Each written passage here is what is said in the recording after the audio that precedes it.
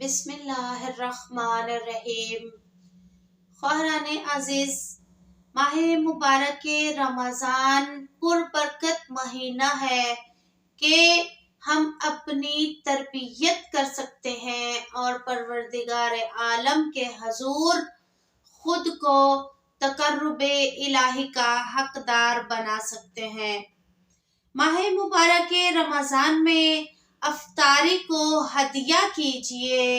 اہل بیت کے حضور، معصومین کے حضور، بزرگان کے حضور، تاکہ ہمارے دسترخوان میں برکت آ سکے۔ ماہ مبارک رمضان میں افطاری کو ہدیہ کرنے کا بہترین طریقہ یہ ہے کہ بزرگان معصومین کو اس طرح ہدیہ کریں کہ پہلی ماہ رمضان میں اپنا دسترخوان حضرت محمد صلی اللہ علیہ وآلہ وسلم کو ہدیہ کریں۔ ہدیہ کرنے کا طریقہ میں آخر پر بتاؤں گی۔ دوسری رمضان کو امام علی کو ہدیہ کیا جائے، تیسری رمضان حضرت فاطمہ زہرا کو، چوتھی تاریخ کو امام حسن مجتبی، پانچویں تاریخ امام حسین شہید کربلا، چھٹی تاریخ امام سجاد، 7 ماہ رمضان امام باقر، 8 امام جعفر صادق، 9 امام موسیٰ، 10 امام علی رضا، 11 امام جواد، 12 امام ہادی، 13 امام حسن عسکری اور 14 امام آخر الزمان کو، 5ویں تاریخ حضرت ابوالفضل عباس کو، 16 تاریخ جناب نرجس خاتون کو،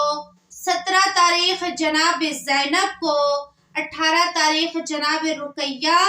اور علی اصغر شہزادہ کو، 19 تاریخ جناب ام البنین کو، 20 تاریخ جناب سکینہ کو، 21 تاریخ جناب قاسم ابن حسن اور آقا علی اکبر کو، 22 تاریخ جناب ام رباب کو، 23 تاریخ جناب نجمہ خاتون کو، 24 تاریخ حضرت معصومہ کو، 25 تاریخ جناب خدیجہ کو، 27 تاریخ جناب نفیسہ جناب لیلہ کو، 28 تاریخ جناب مسلم ابن عقیل کو، 29 تاریخ جناب مسلم، اور نیت کریں 1,24,000 پیغمبروں کو۔ 30 تاریخ کو نیت کی جائے نظر شہدائے کربلا، اسیران کربلا، راہ کوفہ شام کو۔ مثال کے طور پر آپ ہدیہ کس طرح سے کرتے ہیں؟ ضروری نہیں کہ دسترخوان کو ہدیہ کرنے کے لیے بہت زیادہ کھانا بنایا جائے، بہت زیادہ ڈشز تیار کی جائیں، بہت زیادہ مقدار میں کھانا رکھا جائے، بلکہ جو دسترخوان ہم اپنے گھر میں لگاتے ہیں اپنے کھانے کے لیے، اس میں ہی ہم نیت کر سکتے ہیں ان ہستیوں کو اس ہدیہ کرنے کی، تو پروردگار عالم سے توسل ان ہستیوں کے ذریعے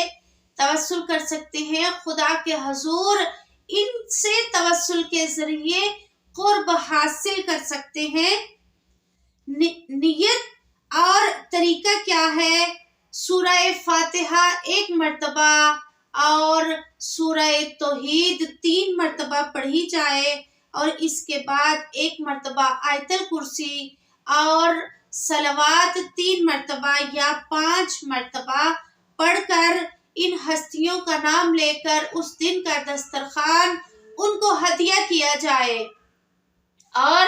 پروردگار عالم کے حضور تقرب حاصل کیا جائے۔ اس ماہ مبارک کو برکت بنانے کا بہت بہترین طریقہ پروردگار عالم ہماری ان تمام زحمات کو قبول فرمائے۔